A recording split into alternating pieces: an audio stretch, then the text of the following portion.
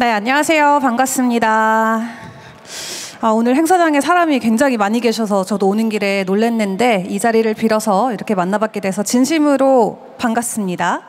제 PPT 화면으로 전환 가능할까요? PPT 바꿔주세요. 네. 저는 오늘 쇼폼의 미래 웹3 생태계는 앞으로 어떻게 진화될지에 대해서 좀 콘텐츠적인 부분을 여러분과 나눠 보려고 합니다. 저는 사실 지난 5년 동안 경제방송에서 앵커로 좀 활동을 하면서 시장의 전문가들도 많이 만나고 다양한 시장의 분석들을 이어왔는데요. 그러면서 제가 현장에서 느꼈던 것은 명확했습니다. 시장의 본질은 결국 이 신뢰 그리고 참여에 있다라는 거였는데, 그래서 이 신뢰를 기술로 어떻게 증명할 수 있는지 웹2에서 웹3로 넘어가는 본질적인 가치와 기술은 앞으로 어떻게 변화가 될지에 대해서 좀 설명을 드려보도록 하겠습니다. 여러분들 이제 쇼폼이라는 이 형태가 굉장히 익숙하실 것 같아요. 뭐 틱톡까지는 안 하시더라도 뭐 인스타그램이나 유튜브 정도는 다 하시잖아요. 그렇죠? 쇼츠도 보시고 인스타그램에서 릴스도 많이 보시고, 우리가 살고 있는 지금은 이 세상을 움직이는 콘텐츠의 언어가 쇼폼이 됐다라고 해도 좀 과언이 아닐 것 같습니다. 그렇다 보니까 틱톡 같은 경우도 글로벌 활성 사용자가 지금 15억 명을 넘어가는 실정이고요. 하루에 평균 시청 시간이 95분 정도가 된다라고 해요. 아무래도 좀 MZ들 사이에서 많은 소비가 있는 것 같고, 유튜브 같은 경우도 하루에 쇼츠가 9억 뷰가 실시간으로 여전히 찍히고 있습니다. 그리고 인스타그램 같은 경우도 사실 사진 어플로 시작을 했다가 지금은 전체 콘텐츠 소비의 40% 이상, 거의 과반수 가까이가 쇼폼 형태로 소비가 되고 있다라고 하니까 모든 콘텐츠 플랫폼에서 이 쇼폼이 가지고 있는 영향력이 계속해서 커져가고 있구나를 정말 잘 느껴볼 수가 있습니다. 상황이 이렇다 보니까 이 쇼폼의 광고 시장에도 많은 변화가 있는데요. 작년 기준으로는 1,000억 달러 규모로 성장을 했고 연평균 여전히 25%가 넘는 성장률을 가지고 가고 있다라고 합니다. 그렇기 때문에 우리가 쇼폼을 이제 단순히 마케팅으로만 보면은 안 되고 쇼폼 중심으로 모든 언어가 재편되고 있다라고 좀 체감을 해야 됩니다. 한마디로 경제 인프라로 발전이 되고 있는데, 이처럼 쇼폼이 엄청난 폭발적인 성장력과 변화를 보여주고 있는데, 사실 이렇게 화려한 쇼폼 이면에는 우리가 꼭 짚고 가야 되는 이면의 한계도 있습니다. 크게 3가지 정도로 생각을 해볼 수가 있겠죠.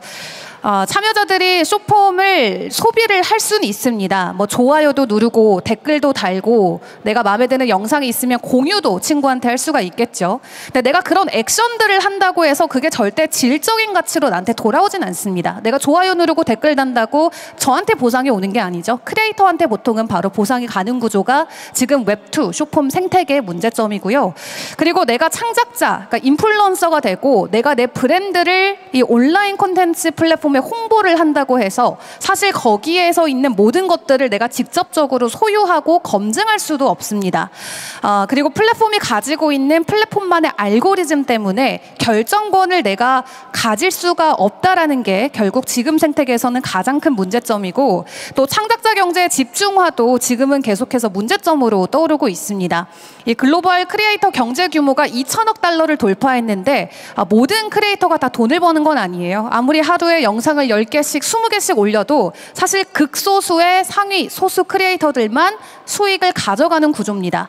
상위 4%가 이 전체 수익의 90% 이상을 독식하고 있는 구조이기 때문에 나머지 96%는 아무리 영상을 많이 올리고 조회수가 나와도 실질적인 수익까지는 연결되고 있지 않다라는 게 지금의 생태계입니다.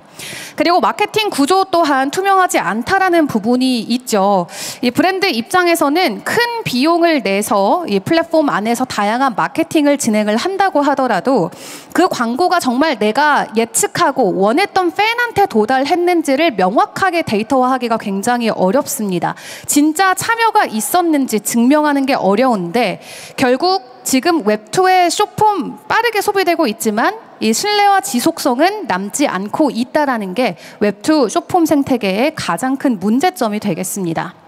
자, 그렇다면 이 기존의 한계를 우리가 웹3로 변환시켰을 때는 어떤 가능성과 기회들이 시장에 있을까요?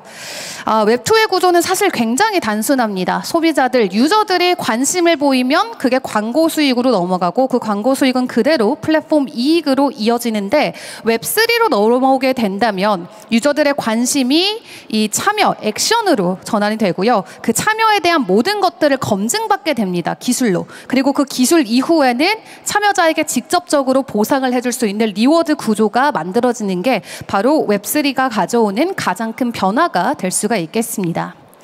자, 그럼 여기서 한번 생각을 해봐야겠죠. 지금 이 순간에도 쇼폼 플랫폼에서는 엄청 많은 영상들이 쏟아지고 있을 텐데 그 모든 결과가 과연 공정하게 이루어지고 있을까요? 사실 아무도 모릅니다.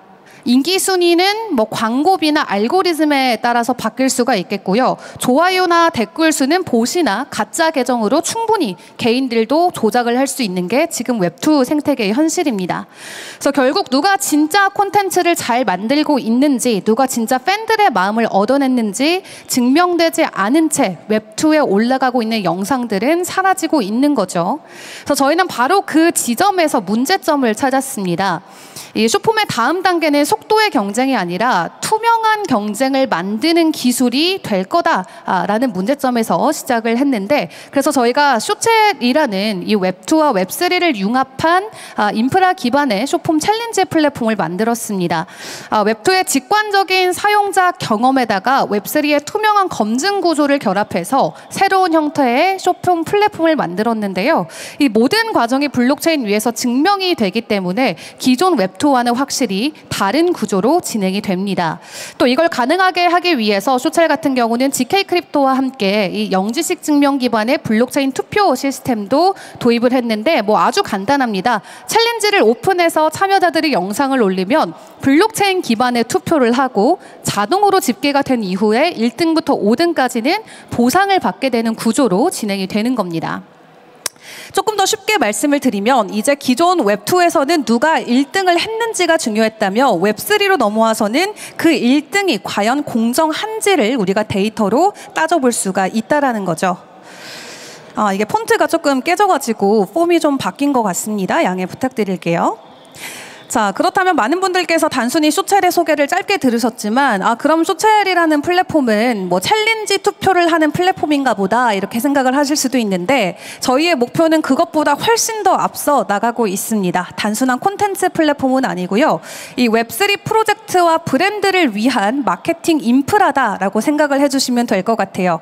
지금까지 웹3 마케팅 어땠나요? 혹시 뭐 코인을 발행해 보신 분들이라던가 웹3 업계에 계신 분들은 조금 더 잘 아실 수도 있는데 보통 웹3에서 새로운 프로젝트를 론칭하고 내가 웹3 프로젝트를 좀 전파하기 위해서 정해져 있습니다. 마케팅 방식들이. 커뮤니티에서 사람들을 모아야 되는데 어떻게 모아? 뭐 에어드랍도 해줄 수도 있고요. 퀘스트라던가 포인트 파밍 이런 식으로 좀 기존 토큰들을 먼저 투자자들한테 좀 나눠주는 형태로 다양한 이벤트를 진행해서 사전에 커뮤니티 일원들을 많이 모습니다. 근데 이런 참여가 사실상 질적으로 보면 수준이 굉장히 낮은 거고 유지율도 굉장히 낮습니다. 한마디로 진짜 팬이 남는 게 아니라 그냥 단순한 숫자 만들기에 불과하다라는 거죠. 그래서 쇼첼 같은 경우는 이 공식을 완전히 좀 바꾸기 위해서 계속해서 저희도 디벨롭을 하고 있는데 이 유저가 직접 행동으로 프로젝트를 체험하고 그 결과가 온체인으로 검증되면서 모든 참여 기록이 공개적으로 신뢰 가능한 형태로 남을 수 있는 참여의 품질이 증명되는 구조의 플랫폼이다라고 생각을 해주시면 좋겠습니다. 더 간단한 예를 들어보도록 할게요. 예를 들어서 새로운 웹3 프로젝트가 있는데 평소에 하던 대로 뭐 에어드랍 이벤트를 합니다. 그러면은 10,000개 정도의 테더를 걸고 에어드랍 이벤트 진행을 할 수가 있겠죠. 그러면 쇼첼이라는 플랫폼에 와서 본인들 프로젝트의 이름을 걸고 챌린지 개설을 하면은 사람들이 그 $10,000의 테더를 받기 위해서 기존의 뭐 텔레그램이나 트위터에 야핑을 하듯이 저희 플랫폼에 와서 영상으로 참여를 하는 겁니다.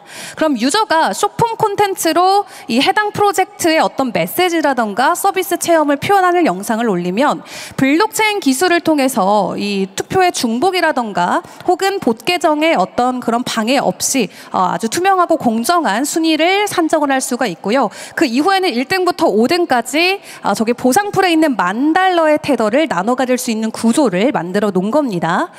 만약에 우리가 정말 저 에어드랍을 성공적으로 받고 싶다라고 하면은 양질의 컨텐츠를 내가 만들어서 올릴 수밖에 없겠죠. 투표를 받아서 순위권에 들어야만 받을 수 있는 거니까요. 그래서 기존에 진행하고 있었던 웹3 프로젝트의 마케팅을 또 다른 레벨로 또 연결시킬 수 있는 하나의 기회가 될 것이라고 생각을 합니다. 사실 제가 이 정도 말씀드렸을 때 또 떠오르는 비슷한 서비스가 있으실 것 같아요. 카이토라는 프로젝트가 있습니다. 아시는 분들은 아실 것 같은데 이 웹3에서 참여가 처음으로 구조화된 게 바로 이 카이토라는 프로젝트입니다. 카이토는 이제 얍스라고 해가지고 웹3의 정보 시장을 연 첫 번째 플랫폼인데 내가 원하는 것들을 이렇게 글로 적어서 보상을 받는 게 카이토의 야핑 시스템입니다. 단순히 글만 적으면 되기 때문에 보통은 다 챗 GPT라던가 좀 AI 인프라를 돌려가지고 지속적으로 글을 많이 올리고 보상을 받는 그런 구조예요. 그래서 이걸 우리가 인포파이, 인포메이션 파이낸스라고 부르는데 카이토에서 이제 한 단계 더 진화된 레벨이 쇼첼이 될 수 있다라고 설명을 드릴 수가 있겠습니다. 실제적인 사례를 좀 간단하게 설명을 드려야 될 것 같아요. 저희가 인도네시아에서 플랫폼 출발을 했습니다. 이제 한두 달 정도밖에 안 됐고요. 네, 본격적인 챌린지를 아직 진행하기에 앞서서 프리 챌린지 진행을 했는데 코리아 헤럴드와 함께 코리안 스피킹 챌린지 진행을 했고 현지에 있는 인도네시아 친구들이 이제 한국어 말하기 영상을 올리는 겁니다.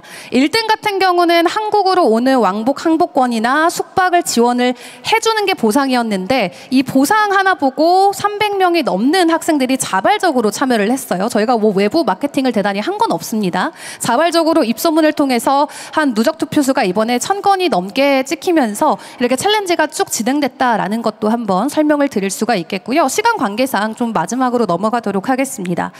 그래서 단순히 쇼첼이 가고자 하는 길은 이 웹2에서 웹3로의 쇼폼 변화가 아니라 웹2와 웹3의 유저 융합, 그러니까 웹2 유저들이 꼭 웹3를 어렵게만 생각할 필요가 없다는 거예요. 이게 웹3 플랫폼인데 사실 겉으로 봤을 때 웹2랑 똑같거든요. 그래서 웹2 유저들이 내가 지금 웹3를 사용하고 있다는 것을 인지하지 못한 채 웹3 생태계에서의 어떤 보상이라던가 참여를 자연스럽게 할 수 있는 구조를 만들어 가고 있다 생각을 해주시면 될 것 같습니다. 짧은 시간 관계상 좀 빠르게 말씀을 드렸는데 추후 더 궁금한 거 있으시면 따로 연락 주시면 감사하겠습니다. 고맙습니다. 네, 이은주 CMO님, 글로벌 쇼폼 콘텐츠의 웹3 융합에 대한 실제적인 혁신 전략을 공유해 주셔서 감사합니다.